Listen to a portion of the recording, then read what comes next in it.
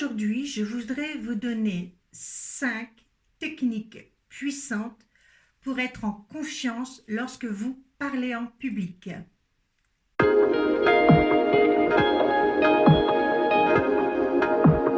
Eh bien bonjour, je suis Sylvie Bulot, je suis coach sophrologue. Aujourd'hui, j'accompagne les femmes à se libérer de leurs angoisses et à retrouver de la confiance et de la sérénité dans leur vie. La première technique la plus importante, c'est la respiration. Bien sûr, vous savez respirer, mais quand on est en stress comme ça, que l'on doit parler en public et on ne se sent pas en confiance, on a tendance à respirer avec le haut, avec la poitrine. Or, il vous faut respirer avec le bas et avec le ventre.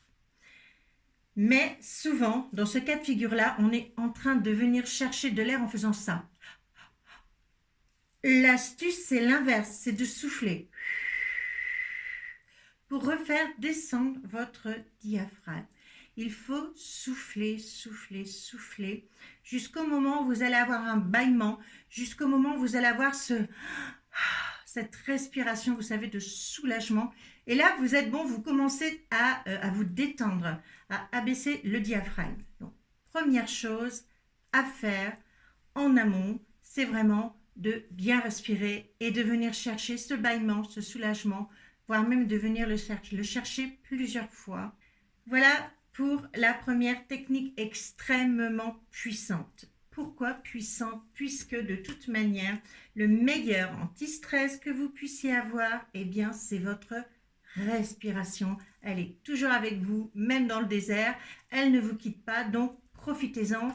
Et il y aura aussi d'autres vidéos que vous pouvez regarder sur ma chaîne YouTube sur la respiration. C'est vraiment primordial.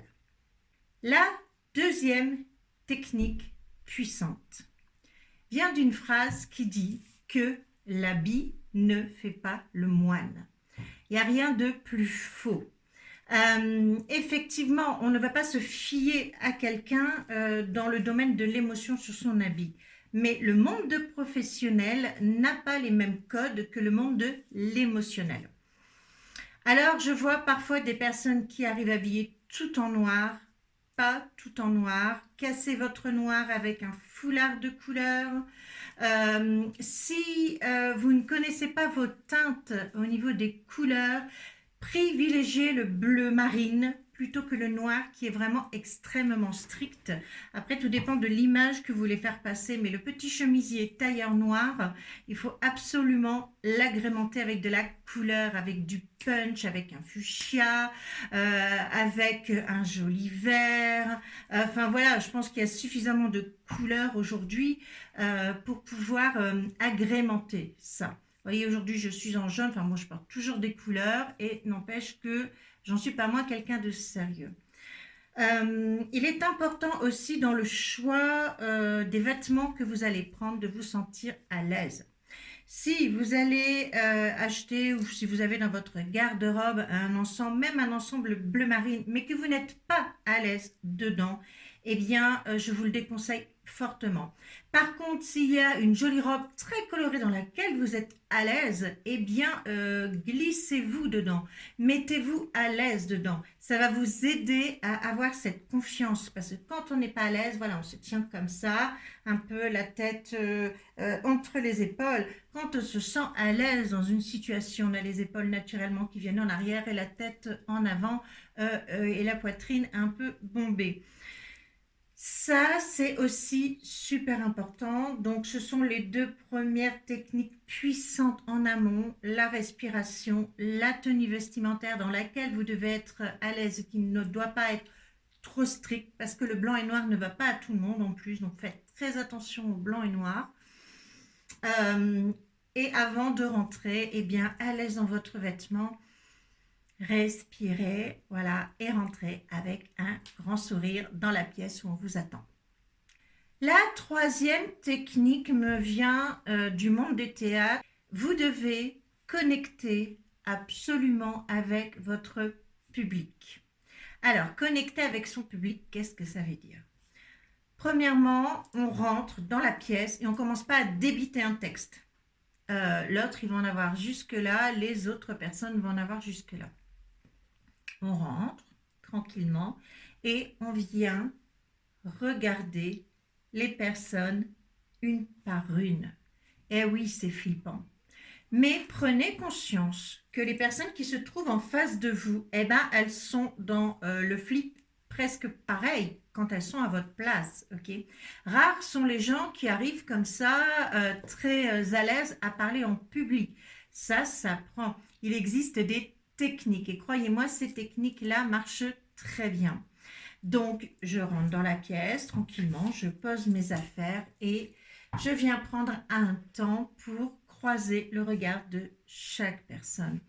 Mettez-vous dans la tête à ce moment-là aussi qu'il s'agit d'une notion de respect, de connexion pour prendre votre place. La place dont vous avez besoin pour être aussi respecté par ceux qui vont vous écouter. Parce que vous allez vous rendre compte que quand vous faites ça, il y a cette notion d'échange avec l'autre, cette connexion, et l'autre vous remercie. Hein, des fois, il ne s'en rend pas compte, hein, mais il vous remercie de ce petit temps et il va vous le rendre en vous écoutant beaucoup plus attentivement. Ok, donc troisième technique extrêmement puissante, je connecte avec chaque personne présente dans la pièce.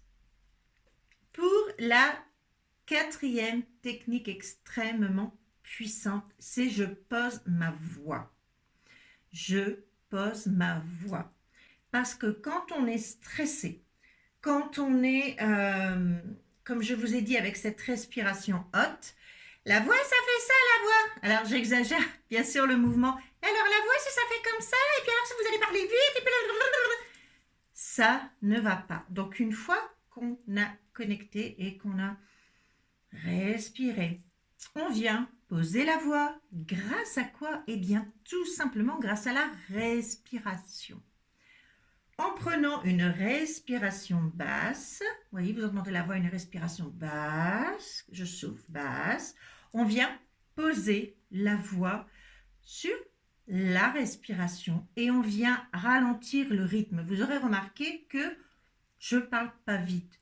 Ça n'a pas toujours été le cas. Il y a été une époque où je pouvais parler extrêmement vite et franchement saouler celui qui était en face. Et franchement, pour celui qui était en face, c'était vraiment pas agréable à l'entendre. Ok? Alors, encore une fois, ça s'apprend. Au plus vous allez réussir à le faire, au plus vous allez augmenter votre confiance et au plus vous allez réussir à le faire. Voilà, vous avez compris, le cercle vertueux. Bannissez le blablabla aigu. Je pense que ça vous est déjà arrivé aussi d'être face à quelqu'un qui parle et puis qui raconte des trucs et puis en plus la voix qui parle. C'est extrêmement fatigant. D'accord? Donc au début, on peut prendre, j'exagère un peu plus, le temps de poser chaque mot. Et oui, pour la dernière partie de cette vidéo, j'ai tenu à me mettre debout. Puisque la cinquième technique puissante pour pouvoir être dans cette confiance, eh bien, c'est d'occuper votre espace. Voilà. Alors, j'espère que l'image sera bien. Et voilà, occupez votre espace. C'est-à-dire que vous occupez votre espace avec vos mains. Donc, pas les bras comme ça, les bras ici. On peut très bien occuper un espace comme ça lorsqu'on a très peu d'espace. Ce qui est arrivé à la dernière personne avec laquelle j'ai travaillé.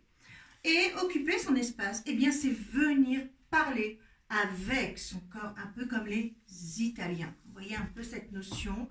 On se met sur un pied en avant, un pied en arrière et on vient en parlant avec sa respiration, en posant sa voix, faire des mouvements comme ceci. Si on a un tableau, eh bien, on peut très bien venir juste un balancement pour dire d'occuper votre espace et ne pas rester comme ça statique à parler. Vous l'aurez compris, ces techniques sont des techniques à apprendre, à s'approprier. Je n'ai jusqu'à maintenant jamais entendu quelqu'un qui, naturellement, arrive à faire tout ça d'un coup, voilà. hein.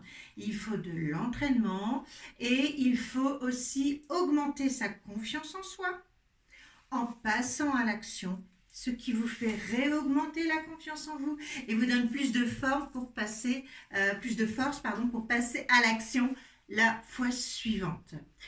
Voilà, j'espère que ces 5 techniques puissantes vous auront aidé. Sachez qu'ici en cabinet, lorsque quelqu'un vient en me disant « je suis timide », finalement on regarde, ça n'est pas de la timidité, c'est juste que la personne ne sait pas comment faire pour s'exprimer, tout simplement. Ça s'apprend. Encore une fois, c'est de l'entraînement. J'espère que ça vous aidera. Pour tout ce qui est respiration, sur cette chaîne YouTube, vous allez trouver des exercices de sophrologie.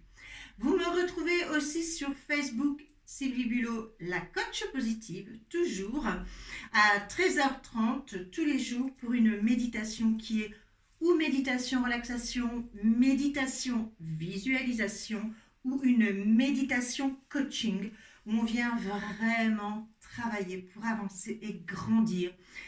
Avoir vraiment cette confiance en soi, cette confiance en la vie, cette sérénité et se libérer des angoisses une bonne fois pour toutes. Croyez-moi, c'est possible. Voilà, n'hésitez pas à laisser des commentaires en dessous de cette vidéo ou à peut-être à me demander ce que vous aimeriez que je traite. Je vous souhaite en tout cas une excellente journée. Au revoir.